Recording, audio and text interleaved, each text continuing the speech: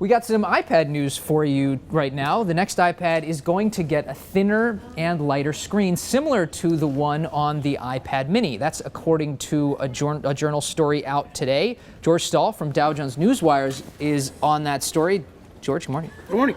So, okay, let's figure out, what do we know about what we're going to get out of the next iPad?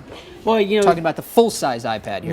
Right. The report today is based on Asian news that came out from an Asian supplier, and we're going to get a lot of this sort of thinking about what the next Apple products are going to look like, because we're expecting a new wave of Apple products in the fall. And so what we heard overnight is a company called Nito Denko, which makes the touch panels for the iPad mini. That are film-based, as opposed to glass-based. Right. So they're thinner and lighter, and that's one of the reasons why the iPad mini is thinner and lighter than the larger iPad. But anyway, what we got out of that company is that they see. They said they were going to have a huge amount of capital investment. They're going to invest 90 billion yen for the rest of its fiscal year. Which I think is up 80% from 50 billion yen the year before. Okay. And so people are just speculating that this is all because they're going to be making these thinner, lighter touch panels for the larger iPad. What else are we expecting from Apple at their next product launch? A whole bunch of stuff, right?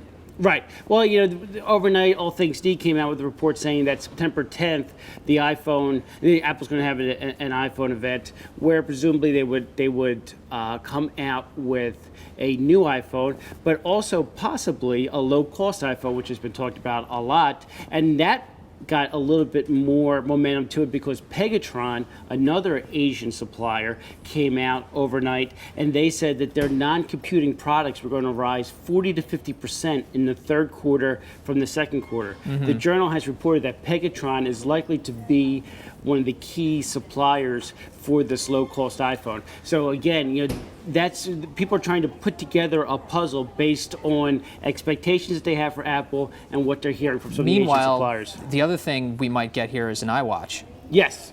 I mean, obviously the iWatch, some type of TV product has all been speculated. There's no sense as to when they might come out. I don't know about a TV. That's probably going to be on the back burner for a while until Apple can work out some content deals. Because it's not just the technology there; it's disrupting a whole industry. Indeed, George Stahl. Thanks so much for joining us.